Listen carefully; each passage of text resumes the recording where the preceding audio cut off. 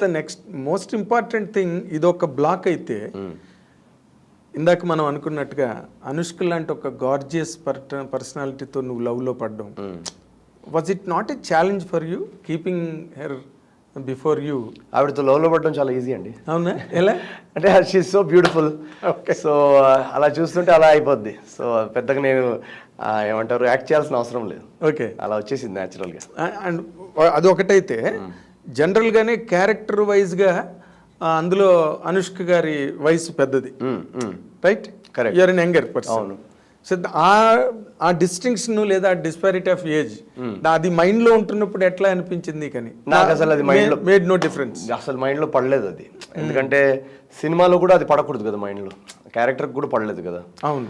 So నాకు in fact నచ్చింది కూడా అదే. ఎందుకంటే ఆ హ్యూమర్ యాంగిల్ అనేది దాని నుంచి ఎక్స్ప్లోర్ చేయొచ్చు.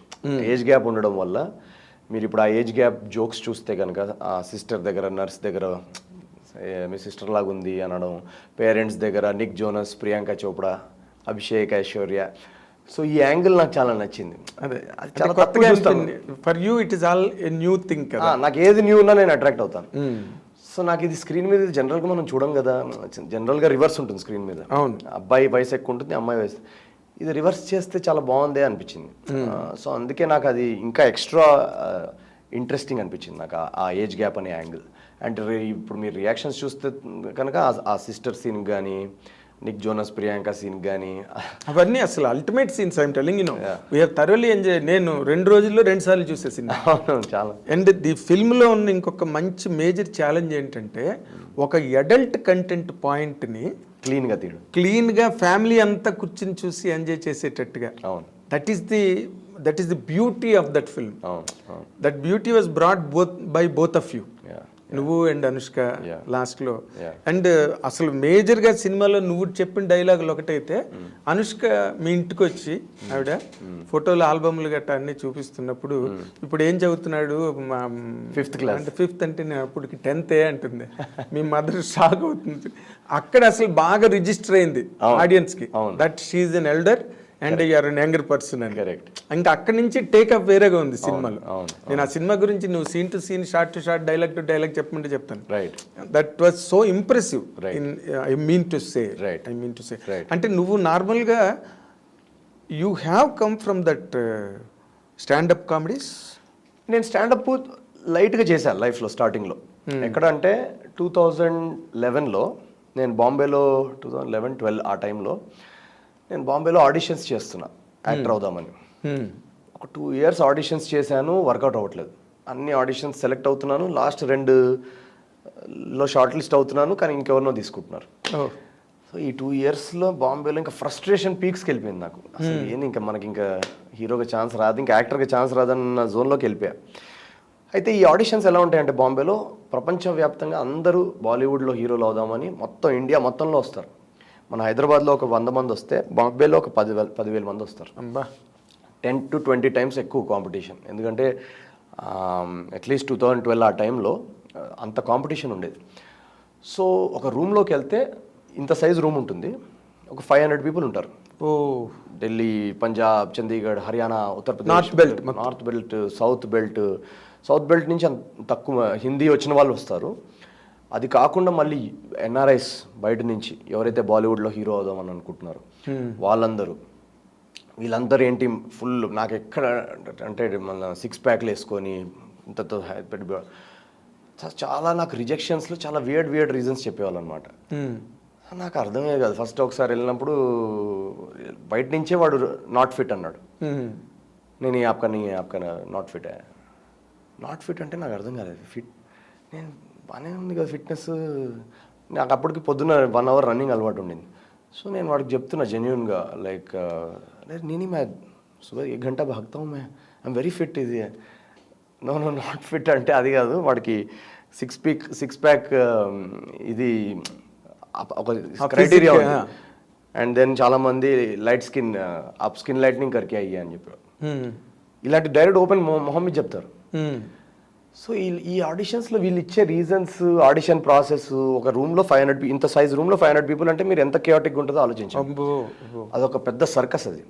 ఈ సర్కస్ గురించి ఒకరోజు ఫ్రెండ్కి కూర్చొని చెప్తున్నా నా ఇంటరాక్షన్స్ ఎలా ఉంటాయని. వాళ్ళు పగలబడి నవ్వుతున్నారు. వాళ్ళు నవ్వి వాళ్ళు అరే ఇది అసలు స్టాండప్ కామెడీ ఓపెన్ మైక్ జరుగుతుంది ఒకటి ఇక్కడ క్యాన్వస్ లాఫ్ క్లబ్ అని లోవర్ పరేల్లో, అక్కడ వెళ్ళి చెప్పచ్చు కదా, ఇది ఫుల్ నవ్వుతారు ఇది అని.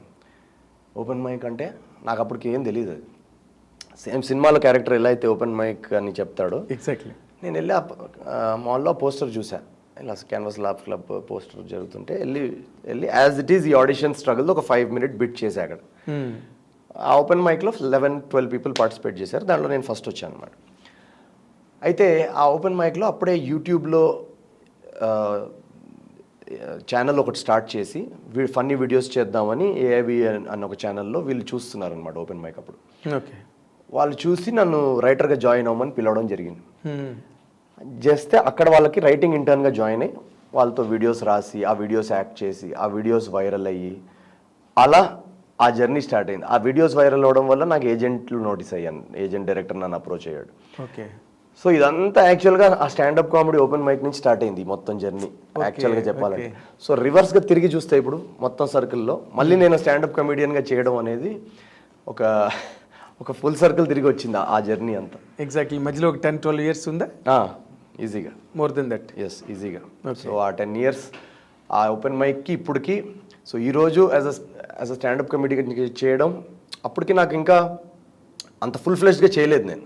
యాక్చువల్గా చెప్పాలంటే ఈ సినిమాలోనే నేను ప్రాపర్గా ఫుల్ ఫ్లెజ్డ్గా చేశాను. అదే చేసే ఛాన్స్ వచ్చింది. బట్ ఎస్, ఆ రోజు ఆ standup comedy open mic poster చూడకపోయి ఉంటే నేను ఆ మాల్లో మేబీ ఈ జర్నీ అంతా అయ్యేది కాదేమో. అలాగే మీ ఫ్రెండ్స్, రూమ్మేట్స్ నువ్వు చెయ్యొచ్చు కదా అని నన్ను చెప్పకపోయి ఉంటే నేను వెళ్ళేవాడిని కాదు. అది ఎగ్జాక్ట్లీ. అంటే దే హ్యావ్ స్పాటెడ్ యూ, నీలో ఈ ఎలిమెంట్ ఉందని స్పాట్ చేసిన వాళ్ళు. అందులో మళ్ళీ ఏంటి, అది నేను చెప్పింది వాళ్ళకి నా బాధ. అక్కడ గమనించాల్సింది ఏంటంటే మన ట్రాజెడీ ఎదుటివాడికి కామెడీ లాగా అనిపిస్తుంది. కామెడీ. సో మన బాధ అనేది మనం హ్యూమర్లోకి మార్చేస్తే అది నలుగురికి సంతోషాన్ని, మన బాధ కూడా నలుగురికి సంతోషాన్ని ఇవ్వచ్చు. అది ప్రొఫెషన్గా కావచ్చు. అదే కదా నువ్వు సినిమాలో ఫాదర్తో ఆర్గ్యూ చేసింది.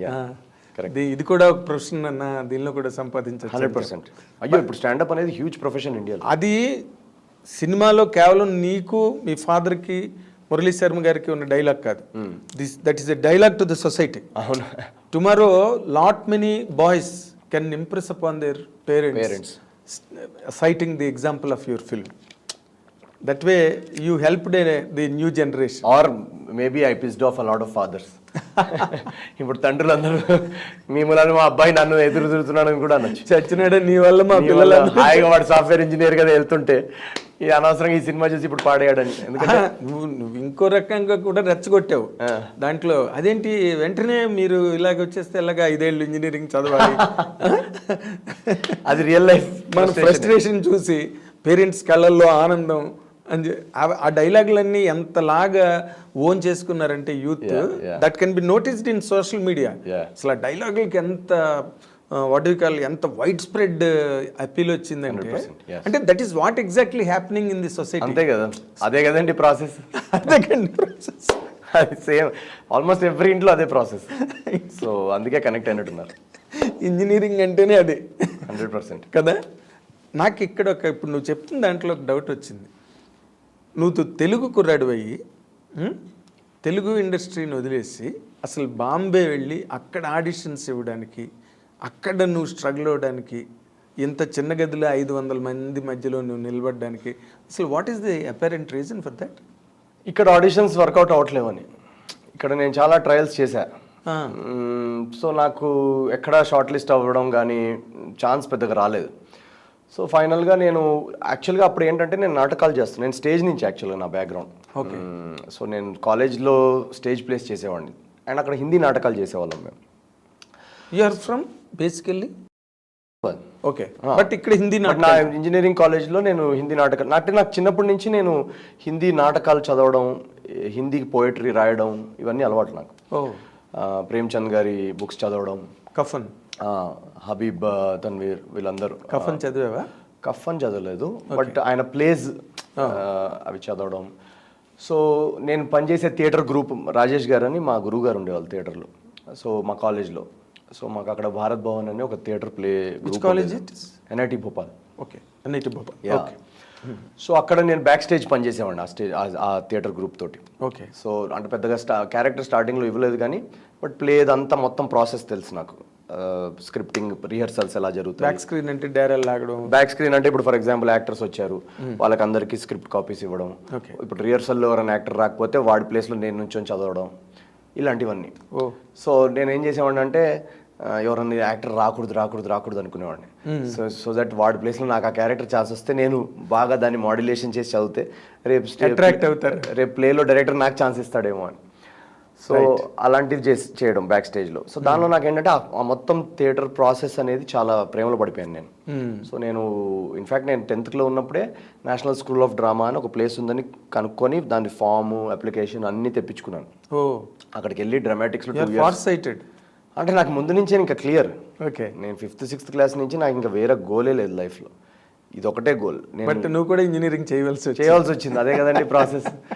సో మా డాడీ ఎందుకు చేయాల్సి వచ్చిందంటే మా డాడీ ఒక కండిషన్ ఏం పెట్టాడంటే, నువ్వు ఇంజనీరింగ్ క్రాక్ చేయి, మంచి కాలేజ్ నుంచి నువ్వు ఇంజనీరింగ్ చేస్తే నేను నిన్ను ఆడిషన్స్, ట్రయల్స్, వాట్ ఎవర్ నీ ఫిల్మ్ ఇండస్ట్రీ స్ట్రగుల్కి అలౌ చేస్తాను అని ఒక కండిషన్ పెట్టారు. సో నేను ఎంత చదివానంటే జస్ట్ కేవలం యాక్టర్ అవుదామని ఇంజనీరింగ్లో టాప్ మార్క్స్ కొట్టాను. సో అదొకటే నాకు మోటివేషన్, లేకపోతే ఇంజనీరింగ్ నాకు మోటివేషన్ లేదు. ఓకే. సో